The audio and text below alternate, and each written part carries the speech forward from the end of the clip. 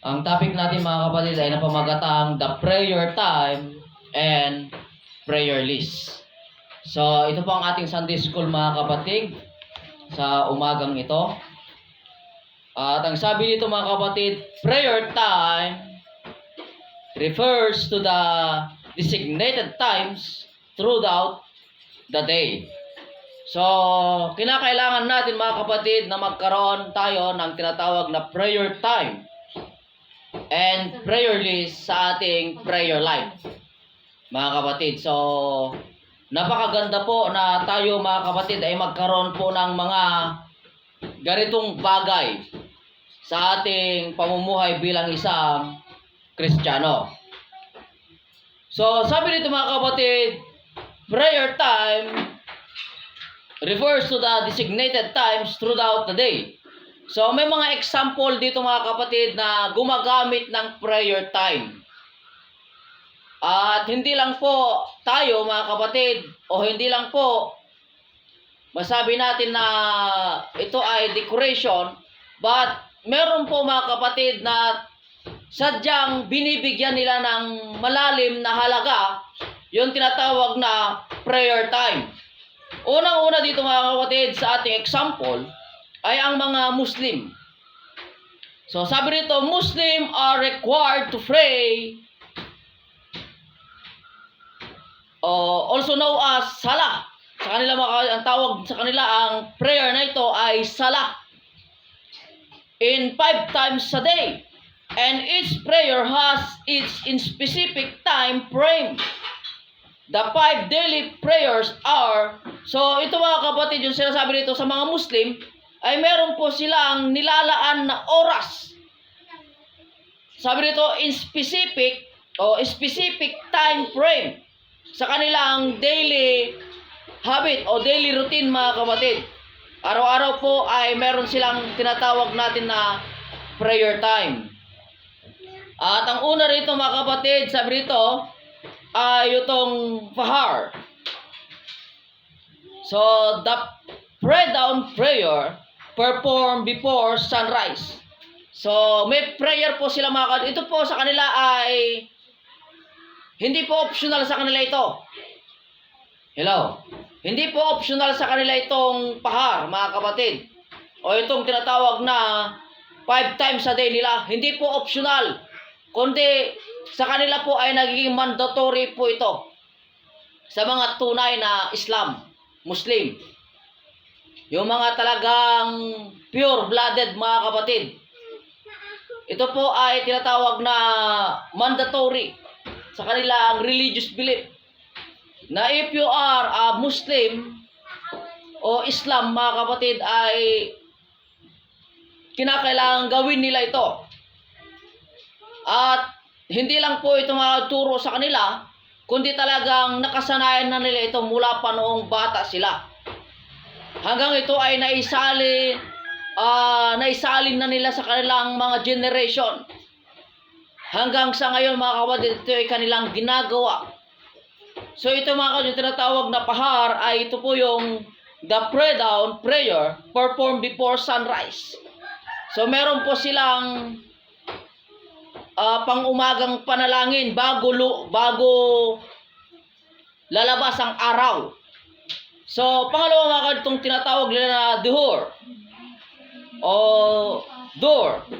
Mga kapatid, the midday prayer performed after the sun has passed it sa night, highest point in the sky. So, ito mga kapatid ay pine-perform nila mga kapatid sa tanghali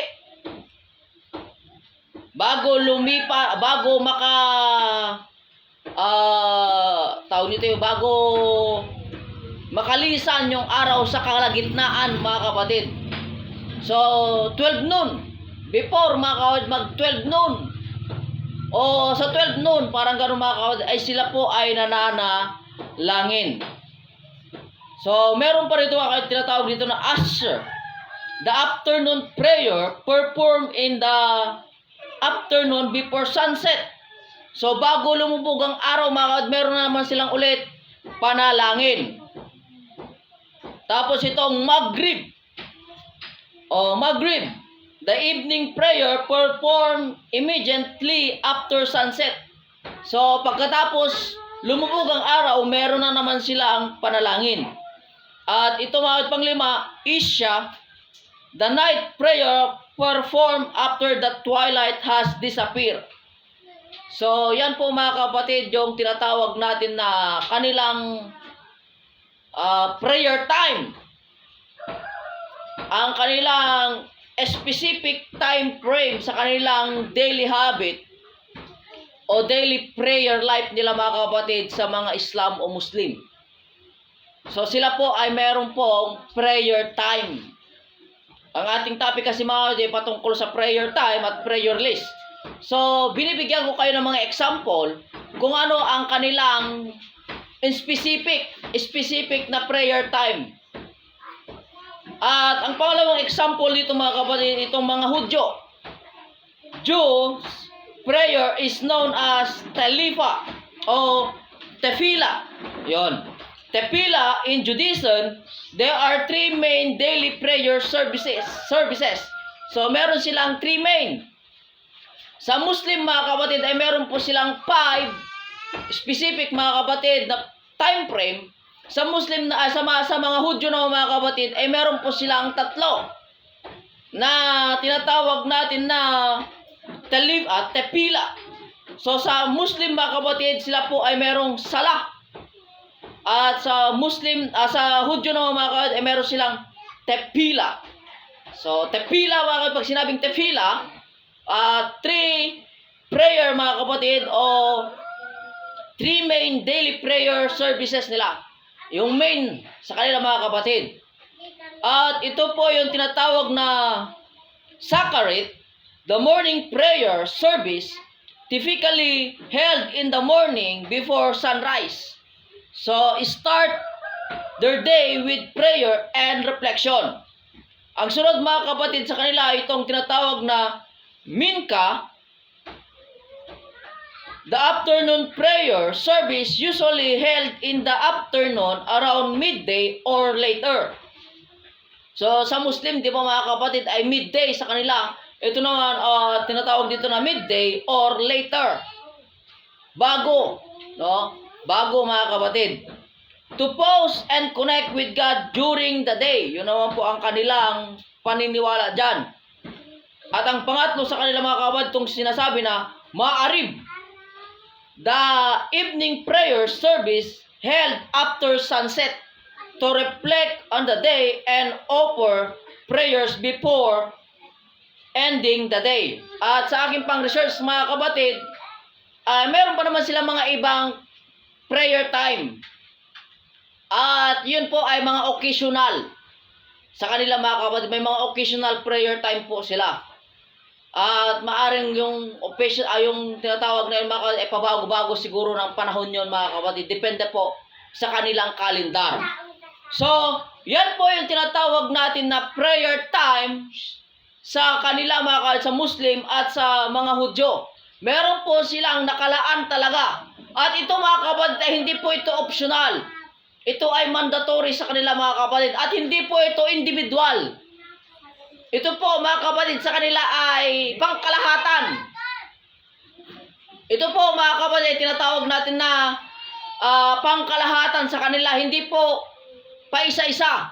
Hindi po ito schedule sa bawat family. Kundi ito po mga kapatid ay pangkalahatan nilang ginagawa. So pag oras ng ganito mga kapatid, sila po ay nananalangin. Sila po ay gumagawa mga kapatid ng panalangin sa oras na yan. Pag nataon na yan, ginagawa na nila mga kapatid. Meron pa nga ako na search mga kapatid na pag tumunog na yung kanilang trumpet doon mga kapatid sa Israel, lahat po talaga ay titigil at sila ay mananalangin. So, ibig sabihin mga talagang community prayer, parang gano'n ang labas mga kapatid. Buong komunidad mga kapatid ay nakikipagkaisa sa prayer na yan. Dahil meron po silang specific prayer time frame. mga kapatid. So, yung gaya nga na sinabi ko mga kapatid, sa Muslim ay meron po silang 5 at sa Hudyo ay meron po silang 3 na specific talaga mga kapatid, oras ng kanilang pananalangin. At ito po mga kapatid ay sabay-sabay nilang ginagawa. So, sa Christianity na mga kapatid, sabi dito, Christianity, there are no fixed prayer time like in Islam or Judaism. Instead, Christians are encouraged to pray at any time and in any place. Prayer can be done individually or collectively, and it can be take various forms such as spoken prayers, silent prayers, meditation, or singing hymns of praise. So, sa ating Christian na mga kapatid, ay wala po tayong kagaya nila. No? Wala po tayo yung tinatawag na specific time sa pangkalahatan. Pero, ini-encourage po ang bawat isa na Christian na manalangin ng kanilang sari-sariling oras. No? Gaya niya mga kapatid, sa Katoliko, meron po silang 3 o'clock prayer. Sa atin naman, wala namang ganun mga kapatid. So, tinatawag din silang Christian at tinatawag din tayong Christian. So, tayo po mga kapatid, kakaroon po tayo ng individual prayer time frame. Hindi po tayo mga kapatid namamanduhan sa tamang oras ng pananalangin. Nakakadepende yan mga kapatid sa oras mo, sa iyong free time. At sabi rito mga kapatid, na ang bawat isa, at meron din naman mga kapatid na tinatawag na individually at collectively, yung by group na prayer. At meron din tayo tinatawag mga kapatid na prayer partner. No? So, yun po mga kapatid yung tinatawag dito sa ating mga Christian. So, iba-iba po ang pamamaraan natin mga kapatid. Hindi po tayo kagaya ng Muslim at Hudyo na sila po ay mayroon talagang inihulog, isinabatas na oras talaga ng pananalangin nila. So, sunod dito mga kapatid, sabi rito na ang pananalangin ng mga Kristiyano ay hindi rin pare-parehas. Amen. Hindi rin pare-parehas mga kapatid. Ayan na. So, yun po mga kapatid. Hindi po pare-parehas ang pamamaraan ng pananalangin ng mga Kristiyano. Sabi dito mga kapatid, meron pong nananalangin na binibigkas nila ang kanilang panalangin, at meron namang tahimik manalangin, at meron namang mga kapatid yung mga nagme-meditation, at meron din yung umaawit mga kapatid ng mga papuring awit sa kanilang pamamaraan ng pananalangin. So, tingnan nyo mga kapatid sa ating Kristiyano, di ba? Iba-iba talaga. Meron tayong naririnig dyan mga manalangin na malakas, maririnig talaga natin. At meron naman yung mga kapatid silent prayer na akala mo natutulog yung pala'y nananalangin. Pero akala mo nananalangin yung pala'y natutulog. Di ba? Merong ganun mga kapatid. So, yan po sinasabi nito. At meron po yung mga taong nagme-meditate talaga yung nakapikit lang. Tapos dinadama nila yung ang tinatawag natin presensya ng Panginoon. At meron naman mga kapatid yung nanalangin na hymn lang talaga. Yung dinadama niya yung presensya ng Panginoon. Parang gano'n mga kapatid. At meron yung maawit ng nagpe-praise talaga mga kapatid sa kanilang pananalangin. While there are no specific prayer time requirements, many Christians incorporate prayer onto their daily routines. Some common practices include. So, ito po mga kapatid yung tinatawag na dahil sa wala naman tayong specific prayer time na requirements mga kapatid, ay meron pong mga particular na ginagawa tayo. O kaya yung tinatawag natin na common na sa atin na ginagawa sa araw-araw. Sa ating pamumuhay bilang isang Kristiyano, sa pamamaraan ng sa sa sarili nating paraan ng pananalangin. At sabi dito mga kapatid, una, morning prayer. Starting the day with prayer, expressing gratitude, seeking guidance, and surrendering the day to God. So yan po mga kapatid yung tinatawag na malimit, common na sa atin, na paggising natin sa umaga, nananalangin tayo, nagpapasalamat tayo sa Diyos, at tayo ay nagising pa, at nakalanghap ulit ng sariwang hangin, nakainom ulit ng tubig, nakapagkape. Yan po yung ating tinatawag na morning prayer.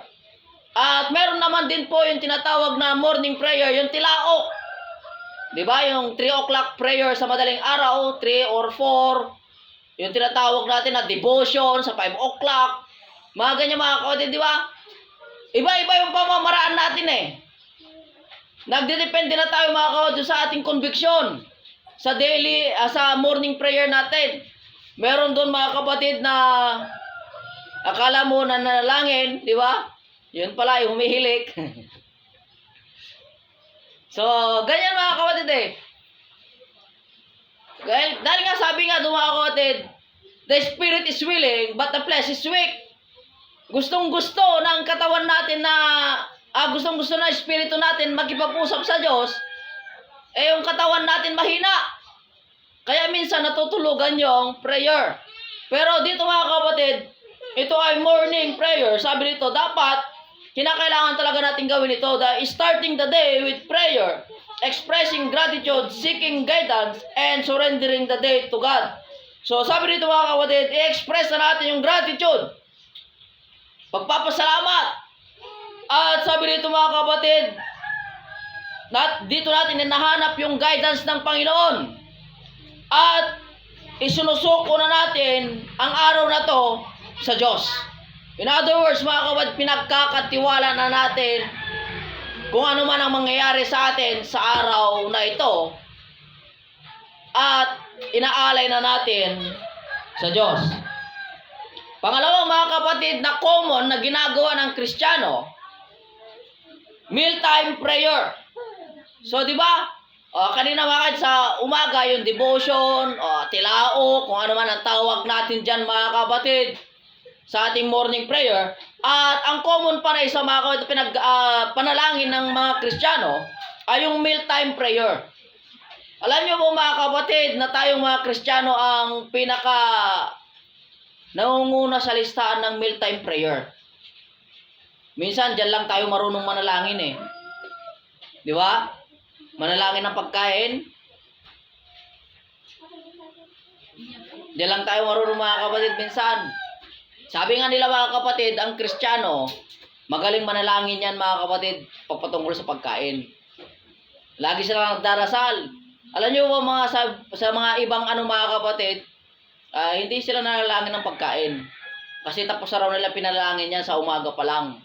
So sa atin naman, bawat pagkain natin mga kapatid, pinapanalangin natin. At ito po ay common na sa ating mga Kristiyano. Diba? Minsan nga mga kapatid, sa mga handaan, sa mga tinatawag natin na kainan mga kapatid, di ba? Parang hindi na natin kayang umpisahan kumain pag walang mag-opening prayer. Sa pagkain, pag walang magpipray. So, sabi dito mga kapatid, mealtime prayer, offering thanks to God before meals, acknowledging His provision and blessing. So, dito mga kapatid, sa ating pananalangin ng ating pagkain, dito ba? Mostly naman nagpapasalamat tayo sa Panginoon, sa kanyang provide, at sa kanyang mga blessing, ina-acknowledge natin ang Diyos. So, yan po mga kapatid. Kaya kung 3 beses ka kumain sa isang araw, meron kang 3 prayer. Pero minsan, umaabot ng 4-5 na kainan, kaya nagiging 5 kainan, 5 prayer din mga kapatid.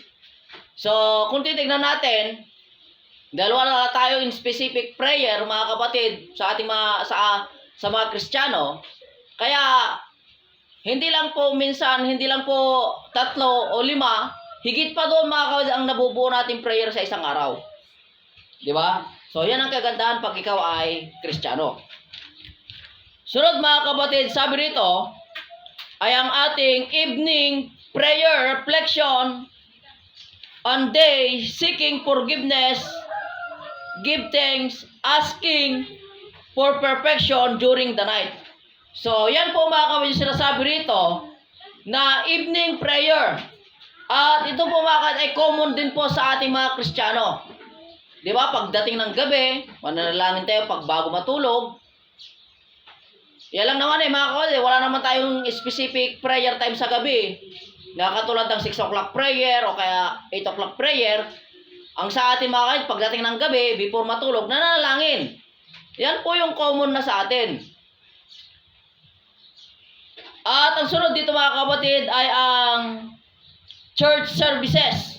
So, participating in communal prayer during worship service, where prayers are offered for various intention, including intercession for others, confession of sins, and praise and adoration of God.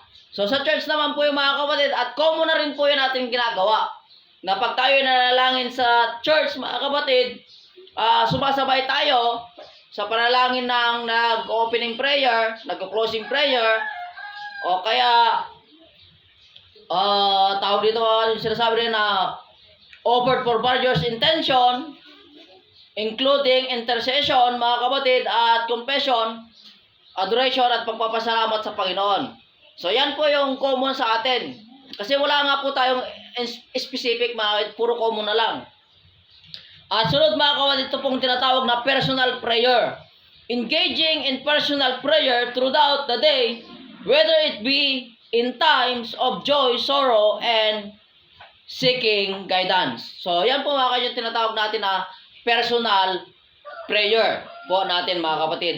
So, kung titignan natin mga kapatid, kung titignan natin maigi, dito sa prayer time mga kapatid, tayong mga Kristiyano lang talaga ang walang sariling prayer time frame. No? Sa atin mga puro common na lang. Yung nakasaraya, common lang. Di ba? Gagawin mo man o hindi, common lang siya eh. Hindi kagaya mga kapatid sa Muslim at sa Hudyo mga kapatid, meron talaga silang time frame. Meron talaga silang specific na oras ng pananalangin. Pero sa ating mga kapatid, ay wala po tayong specific. Pero ina-encourage pa rin naman po tayong mga Kristiyano na magkaroon po tayo ng daily prayer. At ang kagandahan dito mga kapatid sa atin, tinatawag na personal prayer mga kapatid, dito po pumapaloob yung ating prayer list. Amen. So, minsan mga kapatid, naalala ko nung young people pa lang ako nung mga kapatid, nung nasa linya pa lang ako ng kabataan nung mga kapatid, may mga kasama ako nung sa prayer, tinatawag namin na prayer partner. Pero kung titignan pa rin mga kapatid, hindi pa rin siya tinatawag natin na pangkalahatan talaga, kundi kung sino lang yung kasama mo doon sa prayer time. At dito po mga kapatid, ini-encourage din po tayo na magkaroon sana tayo ng sarili din nating prayer time, mga kapatid. So, gaya po sa amin noon mga kapatid, ang prayer time po namin ay 4 o'clock ng umaga, madaling araw. At meron naman din akong kaibigan mga kapatid na ang prayer time niya mga kapatid ay sa 7 o'clock ng gabi. At meron naman din akong kaibigan mga kapatid na ang kanyang prayer time ay 12 o'clock ng tanghali. Kasi yun lang ang kanyang break sa kanyang trabaho. So, kung titignan natin mga kapatid, meron po tayong individual talagang prayer time. So, sa ating individual prayer time, dito po papasok mga kapatid yung tinatawag natin na prayer list. So, sabi nito, it's important to note that Christian prayer practice can vary among different denomination and individual preferences. Ultimately, prayer is seen as a direct line of communication between Christian and God, allowing them to draw closer to Him, seek His will, and find comfort and strength in their faith. So yan po ang kagandahan mga kapatid kung tayo po ay merong prayer life. Nagkikipag-communicate tayo sa Diyos. Sabi dito, communication between Christian and God. So, ini-encourage ko kayo mga kapatid, magkaroon din tayo ng sarili nating prayer time. Na doon talaga natin ilalaan yung oras natin ng pananalangin para sa Diyos. Ngayon mga kapatid, dito tayo sa tinatawag na prayer list. So, ano ba ang kahalagaan nito mga kapatid sa atin? Itong tinatawag na prayer list. So, a prayer list is a list of specific prayer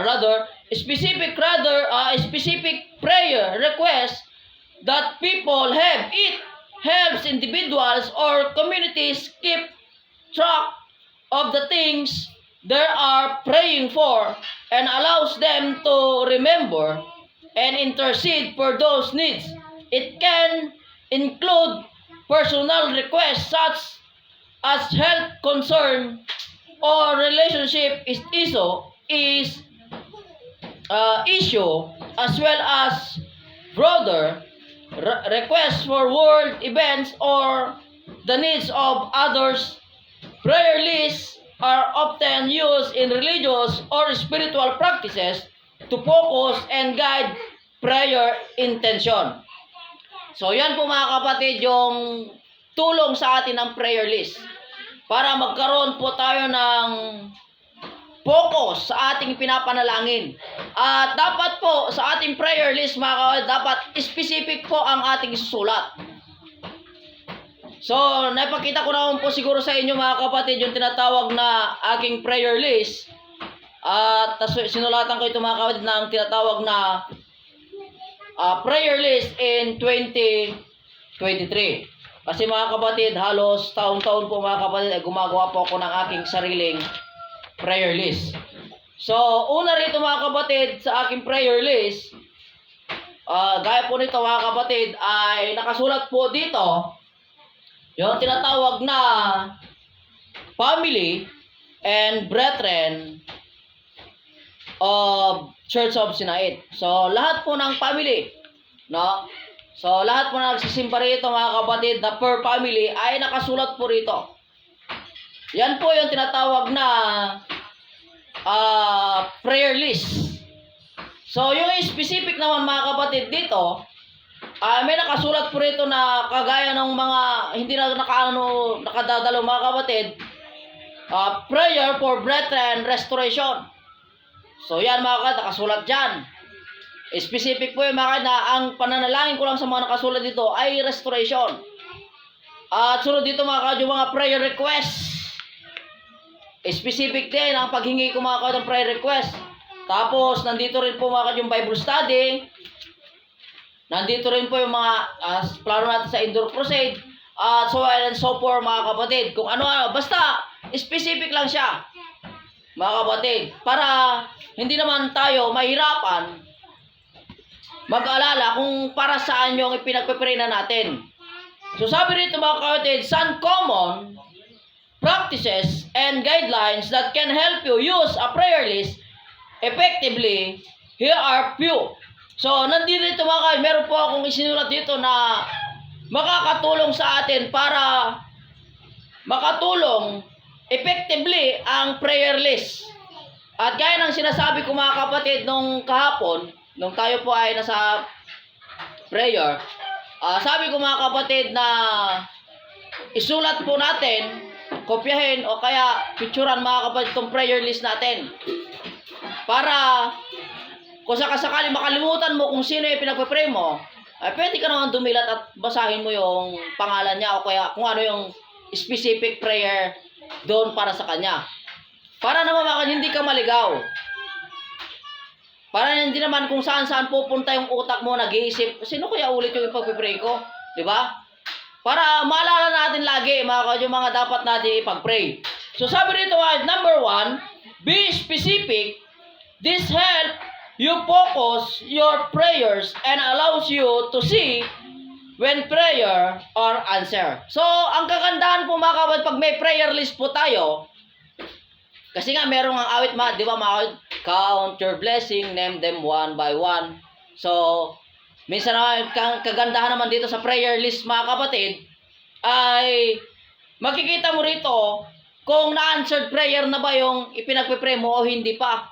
At kung answered prayer na, pwede mo siyang lagyan ng check. Dahil answered prayer na nga. Di ba? So, pangalawa mga kapatid. Okay, so, this help you focus. So, ito po ay nakakatulong sa atin na makapokus sa ating prayer list. At ang pangalawa, sabi nito, prioritize. This ensure that you give adequate attention to each request and help you to stay organized. So, ang prayer list mga kapatid, lagyan mo rin siya ng prioritize. Di ba? So, nandun yung mga pangalan. At sabi nito mga kapatid, makakatulong ito na magbibigay sa iyo ng magandang attention sa bawat nakasulat doon at makakatulong sa iyo na may organize mo ito. Gaya ng answered prayer na pala ito, tatanggalin mo na siya. Itong pinagpipray ko na ito ay namatay na pala. Di ba? So, tatanggalin mo siya. Hindi mawawala yung mga kapatid kasi may mga prayer, nasa prayer list ko mga kapatid, may mga namatay na rin kasi doon eh. Kaya nasabit ko. Para ma-organize mo siya. Kasi kung ipagpatuloy mo pa rin na ipagpipray yung mga yon, answered prayer na at saka hindi na rin pwedeng ipag-pray, di ba? Parang humahaba pa rin yung prayer mo na hindi na pala dapat ipag-pray yung mga yon. So, aalisin mo na yung mga kapatid. So, prioritize na. Kung ano na lang yung mga kinakailangan doon na ipag-pray. So, sa mga answered prayer na, alisin na natin sa ating listahan. Kaya, yearly akong nagbabago ng aking prayer list mga kapatid. Kasi nga, may mga answered prayer na doon na dapat nang tanggalin. At, yun nga, sabi ko, may mga namatay na rin doon na dapat tanggalin na rin doon sa prayer list. So, panibago na naman mga kapatid. At meron naman yung mga tinatawag natin na prayer list na kinakailangan natin na i-maintain. Di ba? So, number 3, sabi dito, regularly review and update. This allows you to see any changes or updates to the request and helps you track progress or answered prayer. So, kinakailangan din mga sa ating prayer list, regular din natin na i-update. Regular din natin titignan. Kasi minsan mga kapatid, memorize na natin yung prayer list eh.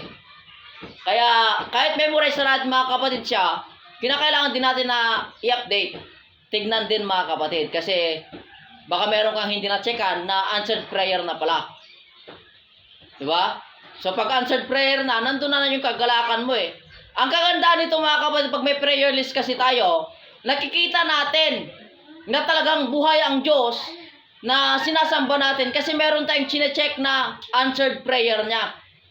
At ang sunod mga kapatid, set aside dedicated prayer time. Allocate specific time each day or week to pray over the request on your list. This help you stay consistent and committed to praying for those needs. So, ang sabi naman nito, magkaroon din ng set aside, dedicated time. Kasi minsan mga kapatid, meron yung mga kinakailangan talaga natin na laging ipag-pray. At meron naman mga kapatid, yung sinasabi dito na specific time sa bawat prayer. Kasi minsan mga kapatid, sa ating prayer list, hindi natin namamalayan na marami na pala sila. Malaki na yung ating prayer list. Mahaba na. Kaya ang gagawin naman natin doon mga kapatid, parang isusubdivide na natin siya. At dahil sa malawak naman ang ating oras panalangin, pwede na natin siyang paiba-iba ng time. O kung kaya mo naman na i-single time mo lang yung mga kataabot ka ng 6 na oras panalangin, okay lang naman, hindi naman masama. Di ba? So, yun po mga kapatid. And next dito mga kapatid, sabi dito, pray with intention and focus. So, dapat meron talagang intention at focus sa ating pananalangin. Try to pray with intention and focus. Take time to reflect on each request and pray sincerely for the need mentioned. So, dapat sincero talaga tayong ipag-pray yung mini-mention natin. At alam nyo po mga kapatid, mararamdaman mo yung kagalakan eh. Lalong-lalo na kung makikita mong may kasagutan talaga sa panalangin. Pang-anim mga kapatid, panghuli, sabi dito, share with others. Consider sharing your prayer list with trusted friends or family members who can join you in praying for the request. This creates a sense of community and support in prayer. So, minsan mga kapatid, maganda rin na meron kang pagsasharean ng mga pinagpipray mo. Yung prayer list. So, gaya po nung ginawa ko mga kahapon, mga kapatid, isinare ko rin po sa inyo yung isa nating prayer list. At nawa mga kapatid, ay hindi lang po kahapon natin ipagpipray yun, kundi i-continuous po natin. No? Continuous natin yun mga kapatid, na ipag-pray hanggat hindi pa sinasagot ng Panginoon. Pero pag sinagot na ng Panginoon, di i-checkan na natin mga kapatid at i-stop na rin natin siya. Babaguhin na natin yung pamamaraan ng ipagpipray doon. So, nakasulat po rin ng specific na prayer natin mga kapatid. Di ba? Specific po yon. At doon lang po muna tayo mag-i-stick mga kapatid sa prayer na yon. Gaya na sinabi dito mga kapatid, na malaking katulungan ito. At bumubuo tayo dito mga sabi dito, this create a sense of community and support in prayer. So, bumubuo tayo ng community sa prayer, mga kapatid. Kasi nga, sabi nila, ang walis tingting, kung iisang piraso lang ito, madaling mababali. Pero pag marami na ito, mga kapatid, hindi na ito basta-basta mababali. So, yun po mga ang kagandahan pag nasa community prayer po tayo. At sabi dito, last, mga kapatid, remember, prayer is a personal and spiritual practice. To feel free to adopt these guidelines to fit your own beliefs and preference. So, nawa, i-adapt natin itong guidelines na itinuro ko mga kapatid upang makatulong sa atin mga kapatid sa ating paniniwala at sa ating mga preference mga kapatid. So, gaya ng sinasabi ko kanina mga kapatid, sa ating Kristiyano ay wala po tayong specific prayer time. Wala po. Na hindi po tayo kagaya ng Hudyo at Muslim mga kapatid na talagang meron silang specific mga kapatid. Yun nga, sabi ko kanina, sa Muslim ay meron po silang 5 times a day at sa Hudyo na mga meron po silang 3 times a day. So, sa atin naman mga kapatid, unlimited po tayo. Anytime pwede po tayong manalangin. So, may katanungan po ba mga kapatid?